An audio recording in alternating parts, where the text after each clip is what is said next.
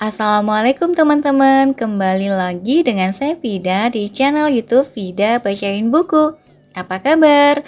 Mudah-mudahan selalu baik, sehat, dan berbahagia. Amin. Teman-teman, kali ini kita akan membaca lagi salah satu buku dari Oh Soo Hyang, yaitu penulis buku Bicara Itu Ada Seninya. Kali ini kita akan membaca bukunya yang lain, yaitu yang berjudul Seni Berbicara Tanpa Bikin Sakit Hati. Membangun komunikasi efektif dengan pendekatan psikologi. Oh Soo Hyang, dosen dan pakar komunikasi terkenal di Korea Selatan.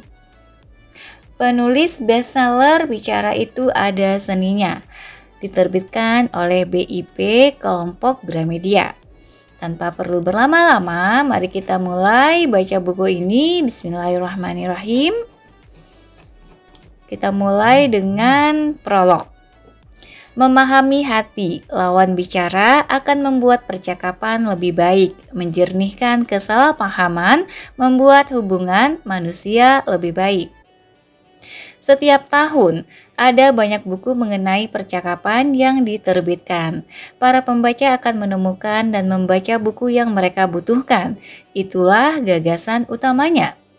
Ubah nada suara Anda. Cara bicara kita harus disesuaikan dengan lingkungan dan orang-orang di sekitar kita. Anehnya, banyak buku mengabaikan masalah besar yang muncul dalam suatu percakapan. Manusia tidak dapat berbicara dan memahami kata-kata orang lain secara akurat seperti sebuah robot. Tidak peduli seberapa baik kita berbicara, pasti ada beberapa pendengar yang jatuh ke dalam perangkap kesalahpahaman. Hal yang sebaliknya juga terjadi. Kesalahpahaman bisa terjadi tidak peduli sebaik apapun orang lain mencoba mendengarkan. Kita sering berada dalam situasi untuk mengatakan hal-hal seperti ini. Bukan seperti itu maksudku. Mengapa nada bicaramu seperti itu? Mengapa kamu terus berdebat denganku? Lagi-lagi kamu bohong. Kesalahpahaman yang berlarut-larut akan menghancurkan hubungan manusia. Apakah kesalahpahaman ini terjadi karena kesalahan satu pihak? Tidak. Hal ini bisa terjadi karena faktor psikologis kita dan lawan bicara kita yang memengaruhi sebuah percakapan. Sama seperti ungkapan, bukan apa yang kamu katakan, tetapi cara kamu mengatakannya. Kata yang sama bisa dirasakan berbeda tergantung pada psikologi orang-orang yang terlibat dalam percakapan tersebut. Mengapa demikian? Karena secara psikologis setiap manusia memiliki jendela johari yang terdiri atas 4 jendela, yaitu daerah terbuka open area, daerah tersembunyi hidden area, daerah tidak terlihat blind area, dan area tidak dikenal unconscious area. Jika keempat jendela tersebut tidak berjalan dengan baik, komunikasi pun tidak akan berjalan lancar dan menimbulkan kesalahpahaman. Tidak peduli apakah Anda sedang berbicara dengan ahli komunikasi, jika keempat jendela tersebut tidak berjalan dengan baik, mereka pasti akan salah paham. Hal ini akan dibahas secara terperinci di bab yang lain. Sejumlah faktor psikologi lain juga memengaruhi suatu percakapan dan hubungan. Misalnya, orang mudah salah mengira hal-hal yang dirasa sangat jelas, invisible gorilla experiment, atau eksperimen gorila tak kasat mata. Orang mudah menilai orang lain, cognitive misleading effect, atau efek kognitif yang menyesatkan. Orang hanya melihat apa yang ingin mereka lihat dan hanya percaya apa yang ingin mereka percayai. Confirmation bias atau prasangka konfirmasi. Bahwa secara naluriah orang-orang membedakan antara pihak mereka dan musuhnya. amigdalas dikotomi atau dikotomi amigdala. Orang tertarik pada orang yang mirip dengan mereka, law of similarity atau hukum kesamaan. Orang memandang segala sesuatu secara negatif ketika harga diri mereka rendah, cause of inferiority complex atau penyebab rasa rendah diri. Orang berbohong untuk bertahan hidup, instinctive lie atau insting untuk berbohong, dan sebagainya.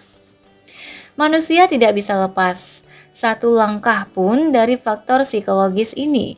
Itulah sebabnya kita sering mengalami kesalahpahaman dalam kehidupan sehari-hari dan di tempat kerja. Sekarang kita jadi tahu bahwa kesalahpahaman bisa terjadi bukan karena kesalahan siapapun. Oleh karena itu, untuk meminimalkan kesalahpahaman, kita perlu memahami psikologi dan berkomunikasi secara berbeda. Jika sudah menguasai keduanya, kita dapat meraih keharmonisan dan kebahagiaan dalam hubungan antar manusia, serta bebas dari konflik dan kecemasan yang muncul hanya karena suatu percakapan. Buku ini menjelaskan alasan psikologis mengapa kesalahpahaman dalam berkomunikasi tidak bisa dihindari. Selain itu, kami juga memberikan panduan tentang cara membuka diri dan berkomunikasi dengan orang lain untuk mencegah kesalahpahaman. Buku ini juga akan membahas berbagai kasus konseling yang dilakukan oleh pakar komunikasi psikologi ternama di Korea. Buku ini dibagi menjadi 6 bab utama. Bab 1 mengeksplorasi bahwa kesalahpahaman tidak dapat dihindari karena ada alasan psikologis yang memengaruhi suatu hubungan. Dengan memahami secara psikologis, kita dapat menghindari rasa takut dalam hubungan antar manusia. Bab 2 akan menjelaskan perilaku menyesatkan yang diabaikan oleh banyak orang. Bab 3 tentang bagaimana kita melihat ke dalam pikiran dan menjelaskan mengapa terjadi kesalahpahaman dalam suatu hubungan, serta bagaimana mengembalikan harga diri kita. Di bab 4, kita diajak untuk melihat ke dalam pikiran orang lain.